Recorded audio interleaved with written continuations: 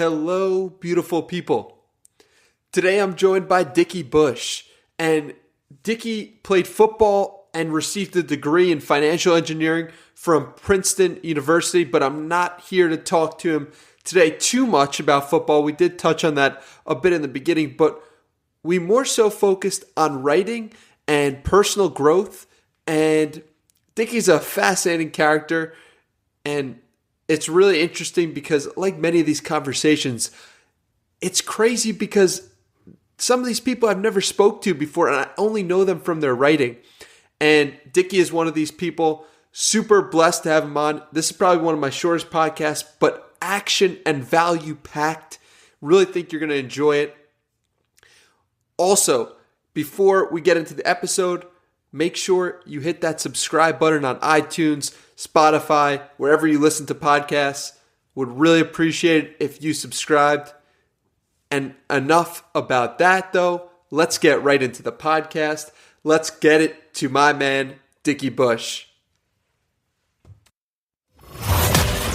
Interesting people, thought-provoking conversations, nutrition for your brain.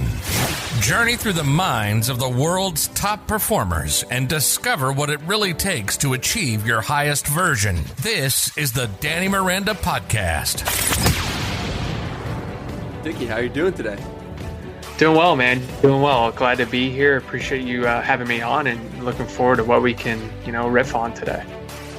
100%. So, Dickie, tell everyone a little bit about yourself for those who are unfamiliar with Dickie Bush.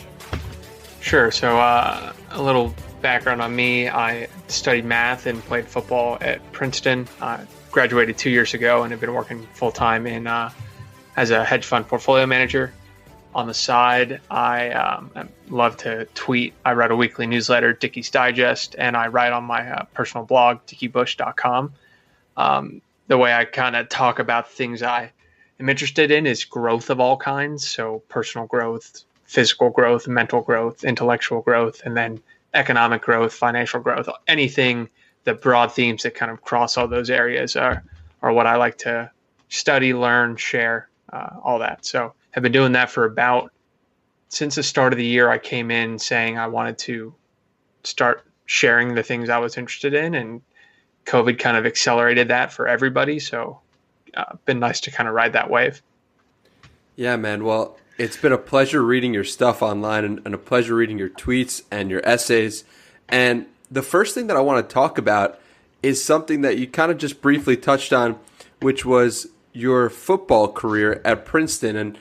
And it's interesting because when I think about a Division I athlete and I think about them going to class, it's almost like two jobs, right?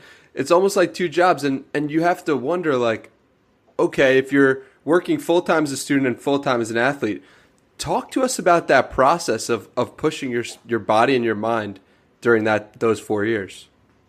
For sure. I think it's, I didn't know it at the time, but Parkinson's law really governed everything I did in school and playing football. And anyone unfamiliar with Parkinson's law is work expands to the time that you allot for it. And so what was interesting when I was a student was you had kind of in the fall, it would be full season school or football. But then in the spring, you had a bunch more free time. Spring football is a much lighter commitment. And oddly, a lot of people would go into the spring and say, oh, wow, I have all this free time. I'm going to be a much better student. I'm going to be able to do all this different stuff. But what I found was by being as busy as possible as I was in the fall, I actually was a much better student and a better football player, where when you don't have all the kind of free time at your disposal, there's less that you can really screw up. So I think a good way to say it is people sometimes say, if you want to get something done, give it to a busy person. And so when I had as many commitments as I could, things kind of, I like to say, living right on the edge of chaos, where taking on just enough to keep everything moving, but not going overboard. So that was really the balance. I didn't really understand it at the time and can look back and say, that made sense. But that was kind of my process. Yeah, man. And so what I'm curious about is, do you have any, from a physical fitness perspective, do you have any tips that you could give us for just like as a D1 athlete, where you were obviously trying to optimize for strength as a center probably, but also speed and endurance. So talk to us about like just the tricks and tips, some things that come to mind as a Division I football player, because I know the training is real and it's legit.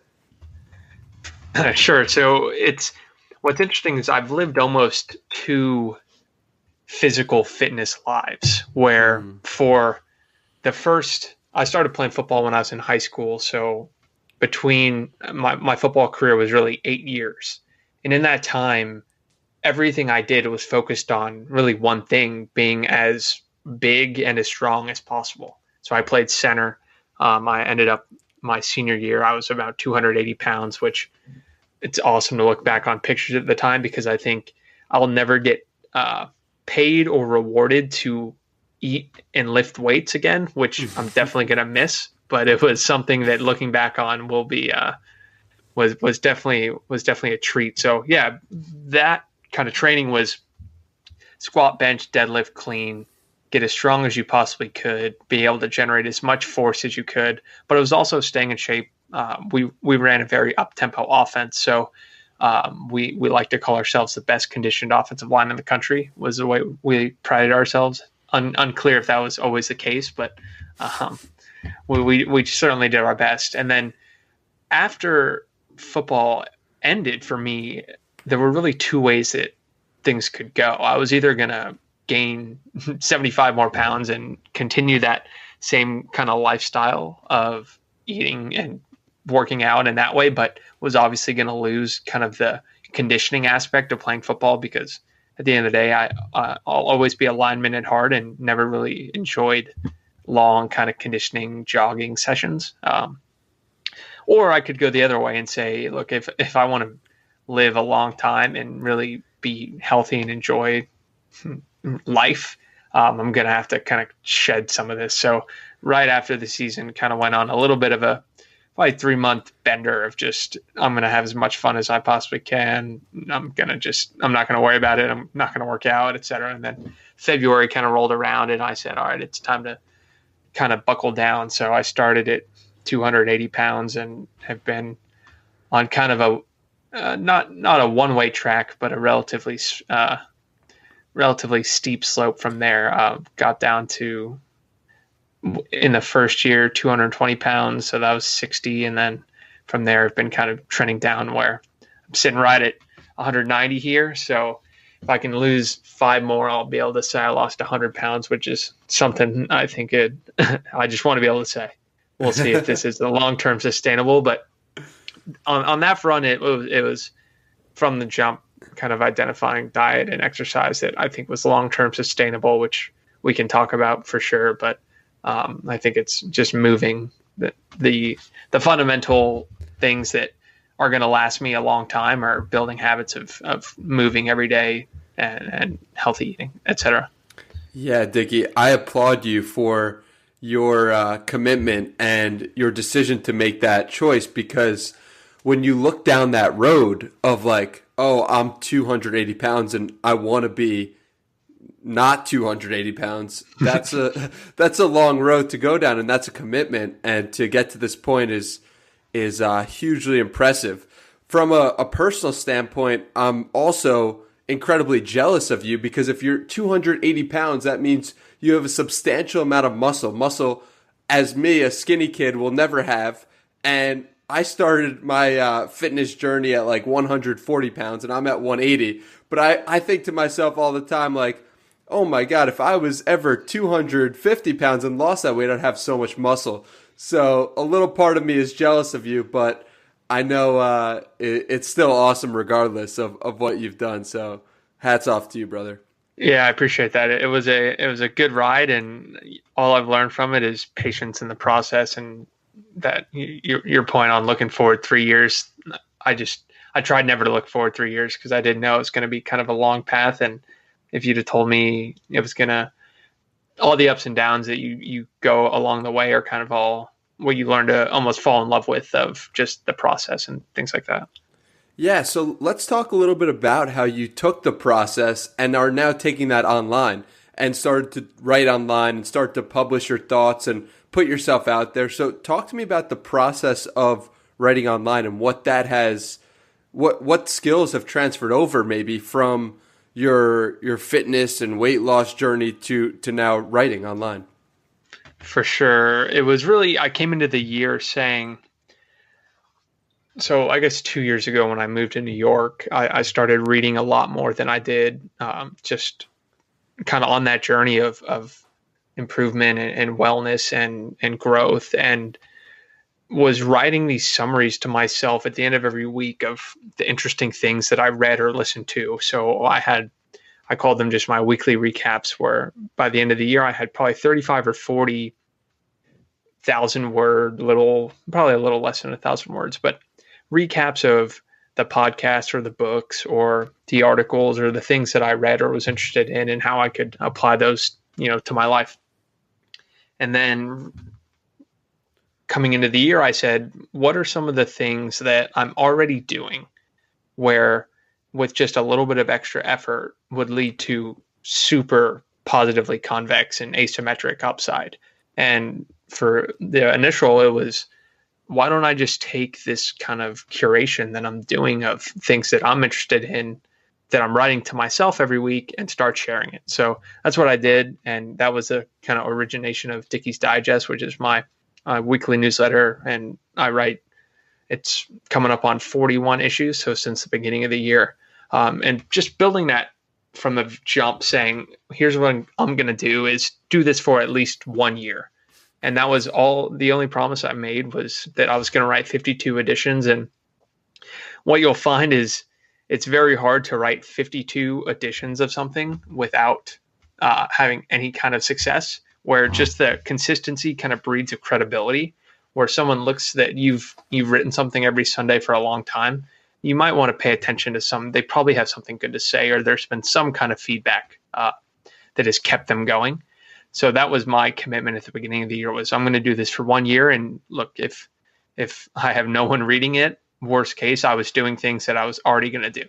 And so that's kind of been my theme with everything that I'm doing online, is with what just slight additional marginal effort can I put in to really expose myself to some awesome opportunities, meet incredible people, like just being on this podcast, right? It's would never have happened if the notes of the things that I was learning kind of stayed in my notebook.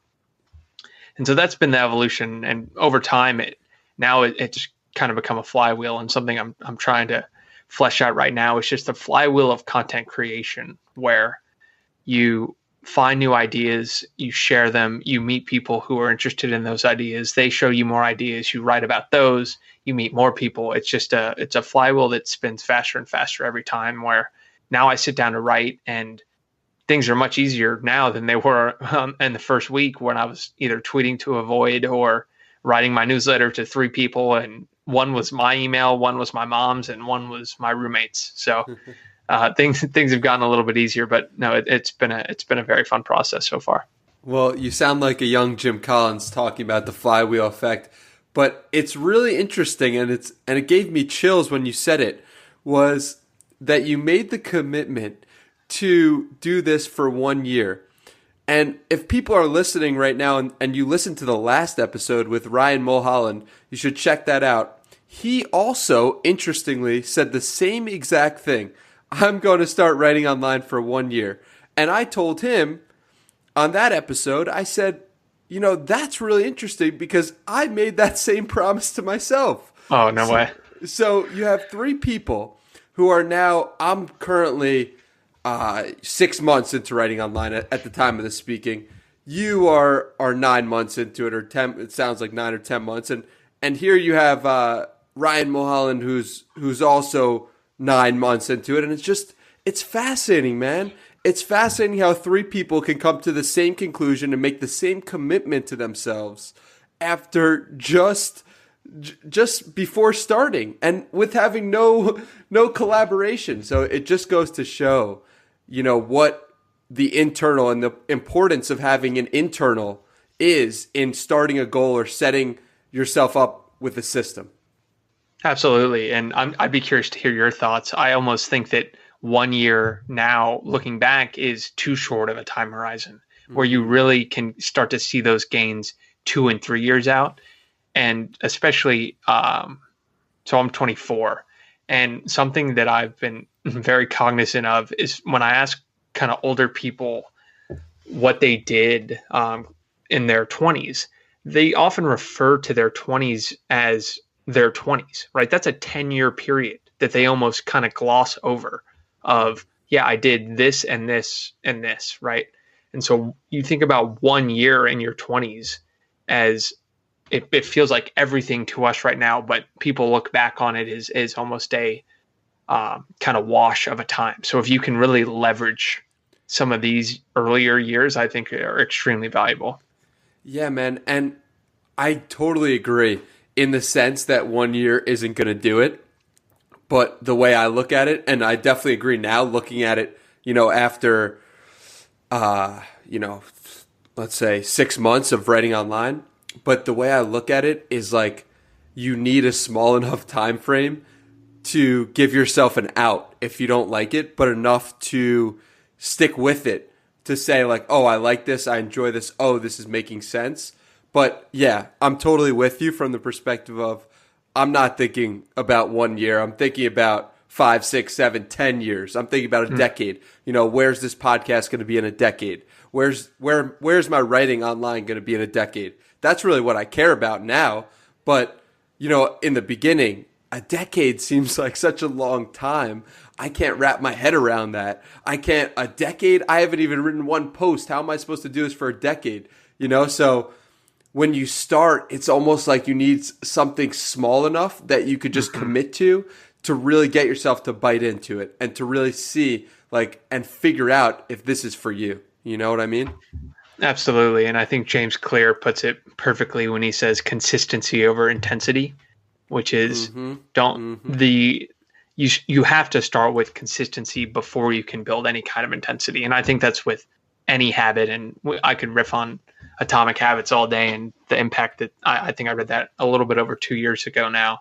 And right when it came out, and it just struck me of this is a fundamental skill, the ability to, I don't think of habits as, or I don't think of Atomic Habits as a book on behavior change. I think of it as a book on teaching you how to do the things you say you're going to do, which is really I think a fundamental skill of if you can come up with a plan and stick to it, which obviously we've both kind of put that in motion of wanting to write for an entire year. That's not something you do lightly, right? So I think consistency is what you have to start with, and then you kind of earn the right to establish some intensity. Yeah, man. And I've had a long struggle with this myself, and it was really when I did this program called 75 Hard. I'm not sure if you're familiar with it. I just read your post on it, and it looks like it's everything that you would want to be doing for 75 days, right? Yeah, exactly. So for those listening who are not familiar, it's just to have 2 workouts a day, one outside, follow a clean diet, take a progress picture, read 10 pages, and there's one more thing that I'm forgetting.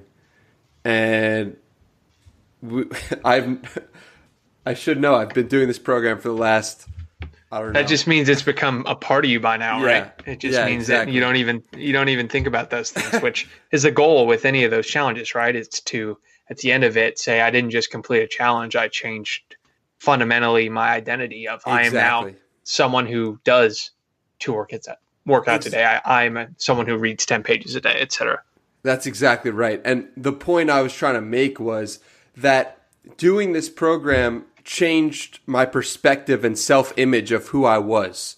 And it allowed me to be like, oh, I actually am the type of person who completes things. Oh, I actually am the type of person who is capable of being consistent over a long period of time.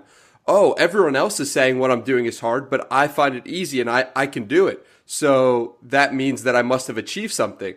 And so slowly but surely, my own self-image changed to the point where I could set a goal for myself. I could set up a system where I could say, okay, I'm going to write for 1 year online, 2 posts a week, and I'm going to figure it out. And so let's just go. Let's figure it out. And it's like, so my question to you then is like, were you always that type of person who could just set themselves up and do it? Because if so, that's super impressive. And I would love to know more. Absolutely not. Was I always the type of person that could do that? And I think it was, like I said, Atomic Habits was really a 0 to 1 book for me. And what I think one of the most important parts of it is behavior change is identity change, where every action you take is a vote for the type of person that you want to become. And so you really need to cast your votes accordingly. And I get chills saying that because it's played such a profound role in my life, where the goal isn't to become, or the goal shouldn't be to read 20 pages a day. It should be to become a reader, right? Mm-hmm. Because any habit, what you learn in that book is any habit that is aligned with your self-identity will be extremely easy to stick with, right? If you told a reader to read 10 pages a day, they would not struggle with that. But if you told someone who thinks that they hate reading to read 10 pages a day, they're really going to struggle with that, right? So with any of these challenges or kind of long-term habit commitments, it really is a reshaping of your identity, which it's hard to wrap your head around when you start doing things like that. But now looking back, it's so clear that there's a fundamental shift in the way I thought about taking on a new goal or a new endeavor or starting something new. It really is. It's hard to put into words, but you can just feel the difference of from back then to now. Yeah, absolutely. And one of the things that I used to do a lot was I used to label things, and I used to label, oh, okay, I have to read 30 pages. Oh, that's so hard. Oh, I have to do this workout. Oh, I don't want to. That's difficult. This is going to be such a grueling workout. And now I have to say, I might know it might be a difficult workout. I might know that I might not want to read 30 pages, but it's like, it's so much more in me as who I am. It's so much, I'm less likely to think about my own feelings about doing the task, and more likely to just do it and then think about, oh, that was hard, that was easy, whatever, but it doesn't matter. You know what I mean? Does that make sense? Exactly. I think you start to see obstacles as opportunities and things that you're just going to kind of take on. You stop seeing things as difficult as they appear to be in your mind, and you just start taking action on things, and you realize, okay, the things that the stories I've built up in my head about either taking action on something are very rarely true. And the only way to kind of recognize that is by just doing them. Absolutely. So, Dickie, I was going through your website and I saw something that kind of blew my mind. And you have to tell me if this is true, that you've listened to every episode of the Tim Ferriss Show. Tim Ferriss has more than 400 episodes. You've listened to every one? I've listened to every one, and I listened to them in order. So one day I just said I'm going to start from the first one, because it really was, I'd learned so much just starting from episode, call it, I don't know the number, but I probably listened to the last 100 and change at that point, and said, there's just got to be more hidden gems in some of the earlier episodes that people might not have heard as much. So I just started from episode 1, and it was really cool to hear his kind of journey on his own podcast of growing. And you can tell what's so cool about his podcast, and I think is a fundamental truth across all the best podcasts, is they are almost self-indulgent to the host, where he is having a conversation with almost a selfish intent of getting as much information out of that guest for him as possible. And the byproduct is an incredible interview, where you can tell that certain stages of the podcast, he had a different goal. At some points, he was writing a book. At some points, he was working on his own mental health. At some point, he was worried about kind of his own exercise and health and things like that. So it's been so cool to kind of map his progress during that.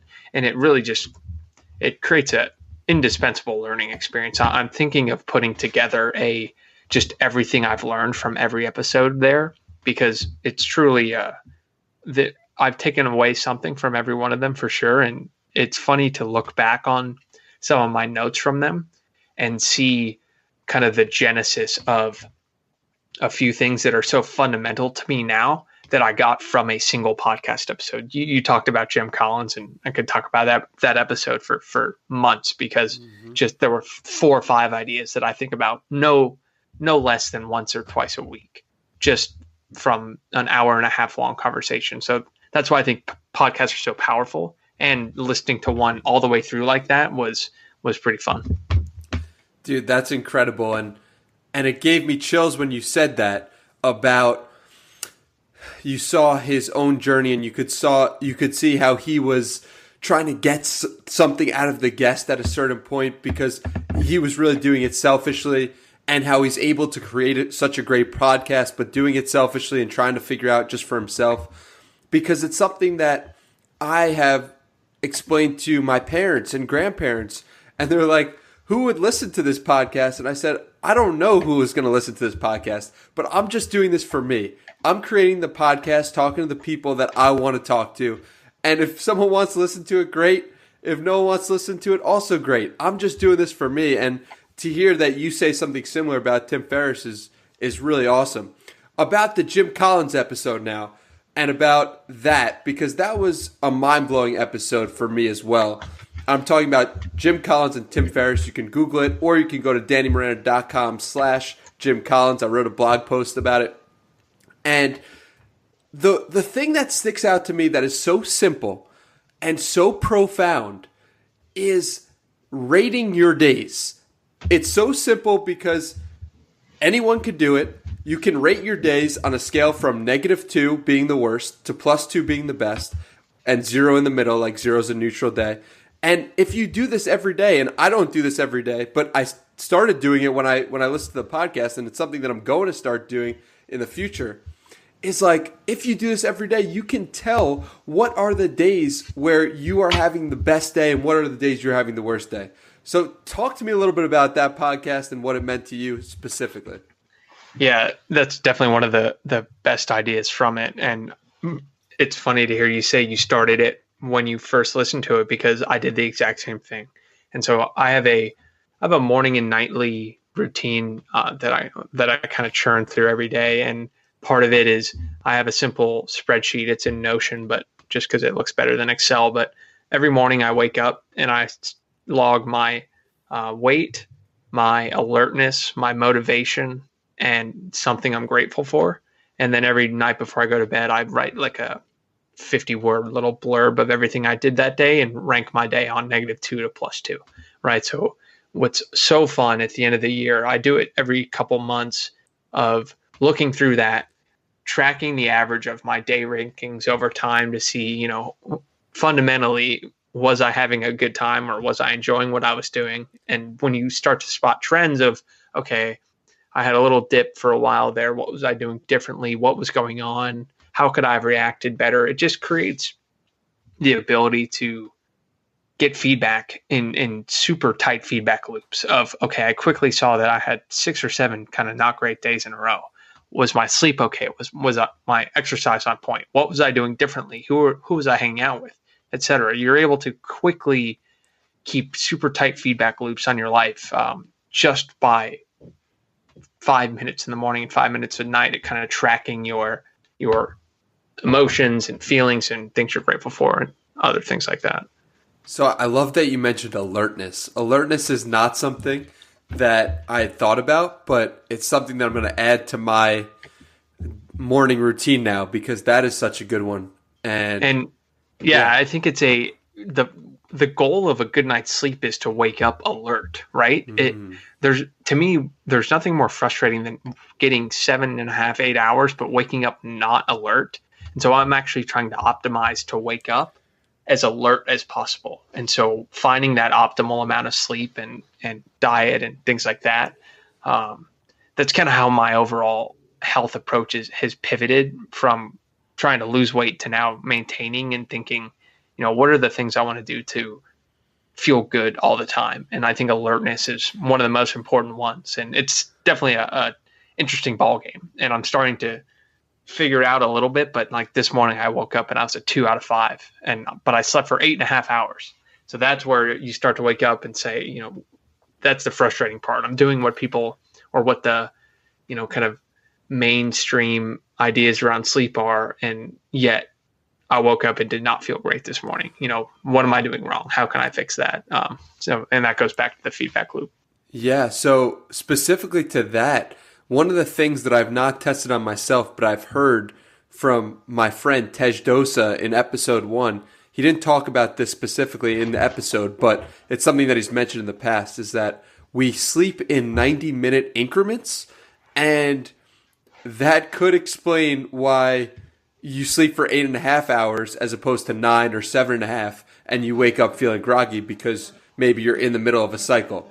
I don't know if that's science. That's something you have to test out for yourself. That's also something for anyone listening to test out. But could be something interesting to think about, that you could be more alert after 7.5 or 9 as opposed to I need to just dig into it more. So I read Sleep by Nick Littlehales, and I think that's where the idea is from. And I've been on and off with that because it's hard to, I think I wake up a little bit throughout the night. And so it's hard to predictably say it's always 90 minutes, but what's so cool about sleep is there's so much you can optimize around it and to get better. And once you find, I'm still trying to find it, but I think once you really find that sweet spot, it's going to stick with you forever. And I think there are few better things you can do than really try to optimize that. Yeah. I remember Tim Ferriss saying that, one of his goals for 1 year was just to optimize sleep, and because that was such a big lever that would impact so many other areas. So, yeah, man. Do you have an Oura Ring or a Whoop band? So I wear just a Garmin Vivo Smart 3. I've been wearing it for 3 years, and it's probably, so it tracks sleep and heart rate and steps and all that. And there are probably some more accurate ones out there, but I'm holding on to it because it has so much of my data on it that I almost don't want to switch, because it's got my whole kind of health journey logged on it, right? So I unless I can transfer my data to Whoop or Aura when I get it, I'm going to stick with this one till it breaks down on me, just because it's almost got a little bit of sentimental value at this point. Oh, I totally get that. It's really interesting how, you start with a program, or you start with something, and you don't want to give it up because you've invested so much into it already. And yeah, I relate to that, and it's part of the process. And it just seems like you're such a data oriented guy, and you're so willing to optimize and so willing to try to figure out where the best comes from and how to figure out the best. Where does this mindset come from? I think it's the most exciting part of life is trying to optimize things, right? To me, the process of looking for ways to do things better, and I just call it growth, of what are the ways systems or people or businesses or anything improve. And I think a fundamental part of that is a data-driven approach. And because this goes back to the feedback loop, you need some kind of measure and mapping of whatever you're doing to incrementally change your process for going about it. Where if you're flying blind without kind of a true key performance indicator, KPI, or something like that to say objectively, because otherwise I just lie to myself, right? If I didn't have if I didn't weigh myself every morning and just went on however I looked or something like that, we're able to lie to ourselves when we're not kind of biased or governed by a data, in my mind. So that's why I do kind of keep that focus. And then the optimization of it is, what are the things that are leading to better performance in that indicator, and what are the things that are leading to worse, and how can I get rid of it? Or what are the high leverage things that take up much less of my time that are improving it, and what are the things that only add just a little bit of value but are taking up way too much of my time. So it's a whole ball game, and those are just the kind of things I enjoy. I love it, man. I love it so much because these are things that I think about as well. Switching gears a little bit is I read through your 12 operating values post, and you mentioned that you read these 12 operating values, and maybe you could get into some of them, but you mentioned that you read the list within 10 minutes of waking up in the morning. And this is also something that I do as well. So I wanted you to touch on why you read it within 10 minutes of waking up, and also just talking about your 12 operating values, which I support 100% and will link to in the show notes. For sure. That was a very personal piece that had kind of been in the making for a while, and it's been an incremental process. So just a little background on what they are. It's kind of 12 overarching themes that I use to make decisions, and I try to have govern my actions.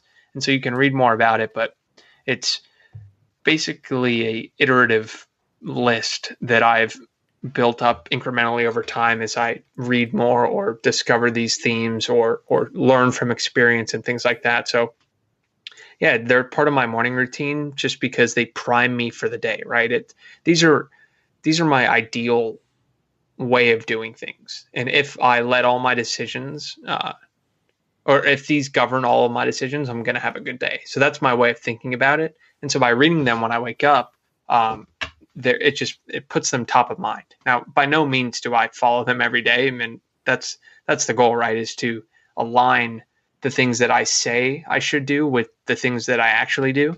And that sounds fantastic on paper, but is very difficult in practice. So that's part of the whole ball game is how can I better align them? So just to run through the 12, it's acceptance, leverage, efficiency, momentum, ownership, polarity, patience, self-control, empathy, gratitude, honesty, clarity, and transparency. So these are the 12 things that I really want to kind of have run my life, right? These are the things that I search for in opportunities.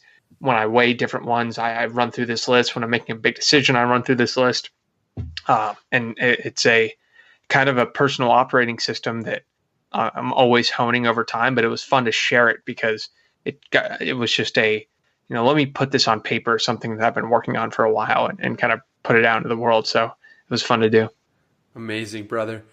And so one that sticks out to me and is one that I've really had the pleasure of building over the last year is empathy. And one question that sticks out to me is, were you always an empathetic person? Was that something that you built consciously, and why is that on the list specifically? I would say I'm not and am still not a very empathetic person. It's something I'm very actively trying to improve upon. And it's hard for me because, well, just empathy is seeing things through other people's opinion or point of view and stepping into their shoes. And I struggle with it sometimes because if I see someone who isn't acting the way I would or has a different way of operating than I do, I initially jump to, they're doing it wrong. And so that's how it's found on my list, because you can't go through life living that way. If you look at everyone who does things differently than you and you think that they're doing it wrong, you're going to struggle.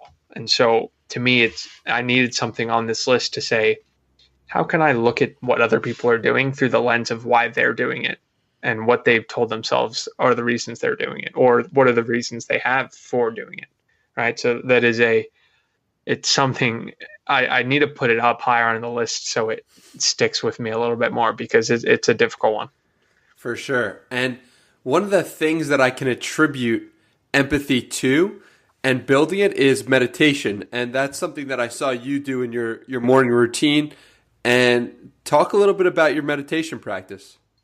Sure. My meditation practice has been definitely up and down. I think I've done it almost every day for a couple years. but it has taken on a lot of different forms.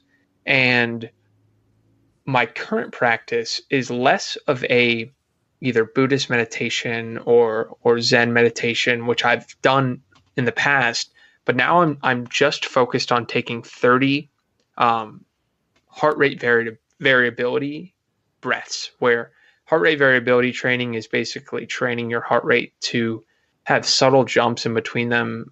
There's a lot of science behind it on how that it just primes your nervous system. There's just a lot of benefits. The best kind of cardiovascular athletes have very high heart rate variability, and it just leads to a lower stress outlook. It's great for longevity, things like that. So my current takes 10 minutes to do 30 breaths of 5 seconds in, 6 seconds hold, 8 seconds out, and really focusing on that for 10 minutes every morning after exercising takes my heart rate back into a super sustainable zone, which has been my current meditation practice. But in the past, I've done 30 minutes in the morning of trying to do Buddhist Zen meditation, and that's extremely difficult. And it's really been what works for me at the time. What do I think I need more of? Do I need more silence, or do I need kind of a more streamlined routine? But it's really just, I see it as a 10-minute period where you have carved out for yourself that you do every single day without any kind of, no one can come and take that time away from you if you structure some time around it. I think it's something so much like exercise, and I think what you're doing is amazing, because it's like at some points in your life, you're going to want to run. At some points in your life, you're going to want to play football. At some points in your life, you're going to want to lift weights. This is what meditation is, right? Like, and the different meditations that you've been doing and you've done, it's like you have to figure out what works for you at that time in your life. And there's not going to be one time that works for you. There's not going to be one type or one style that works for you. So, yeah, man, hats off to you. I think it's a fundamental thing that I hope is with me forever. And it's always going to be I'm always going to be tinkering. What's so fun about it is there's 1,000 ways and everyone's got a different opinion on it. So it's just one of those things that I can experiment with and try and find what works. And right now it's this, and I'm sure in a month or two, I'm going to read something that says, try it this way, and I'll give that a whirl. And it's just one of those things that you can add to your routine that gives you something to experiment with. And, you know, that, like I said, is some of the most exciting things for me.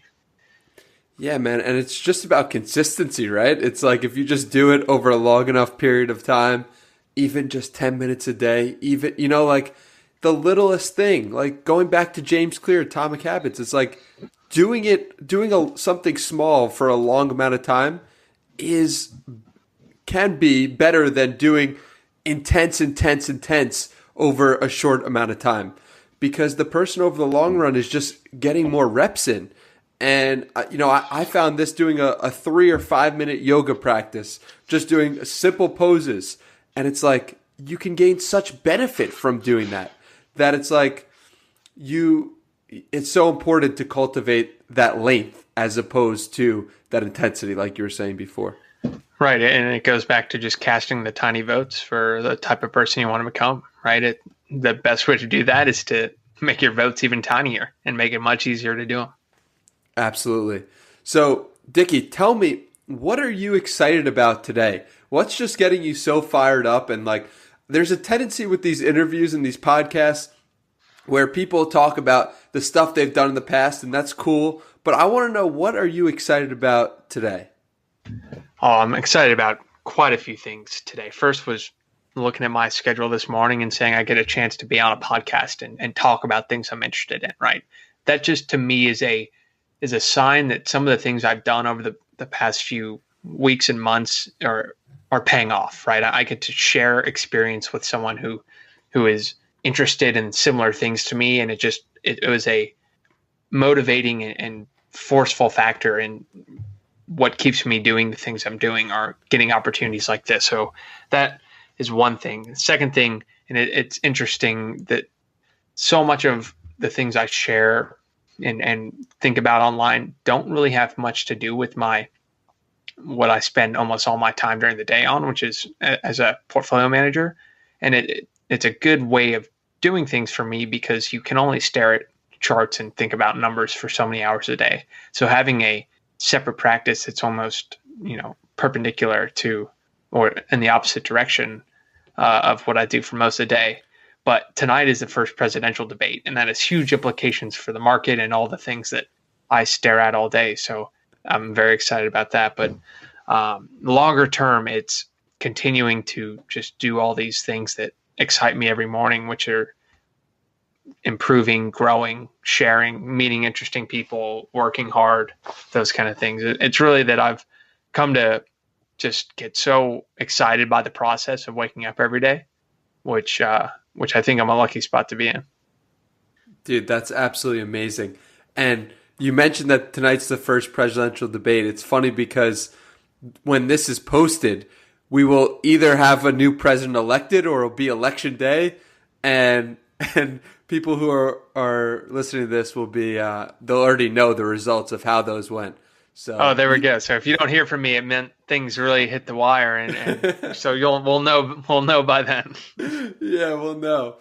So Dickie, it's been such an absolute pleasure to have you on. I definitely want to have you on in the future as well. Just you are the type of dude who, when I started putting out content online, I was like, oh, this is the type of person I want to read and who I want to connect with. And so I'm so grateful that this has come to be. So grateful to have you in this conversation, and really, really pleased with just how everything came out. So thank you very much, brother.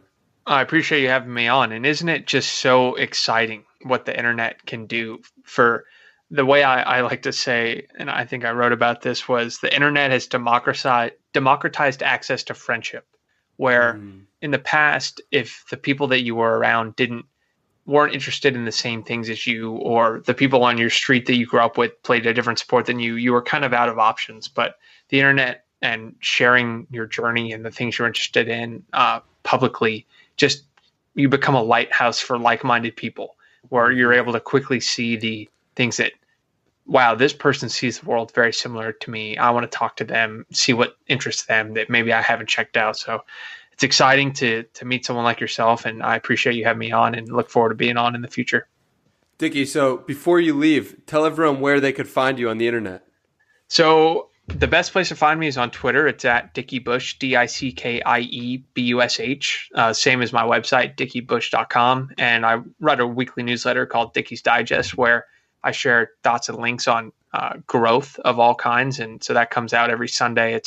I put a good amount of effort into it. People have really started to enjoy it recently. So you can sign up for that at dickiebush.substack.com. So everything's pretty much the same, but you can find links to everything. I'm sure in the show notes, but it's Dickie Bush just about everywhere. Yep, those will all be in the show notes. And thank you again, Dickie, for joining us. All right, Danny, take it easy, brother. That was my episode with Dickie Bush. If you enjoyed this episode, let me know on Twitter at HeyDannyMiranda, or feel free to sign up for my newsletter, Tuesday Treasure. You can find that at DannyMiranda.com/Tuesday. Thank you so much for listening. I appreciate you so much. Sending love to you wherever you are in the world listening to this. I appreciate that you listened to the final second. I'll see you guys in the next one.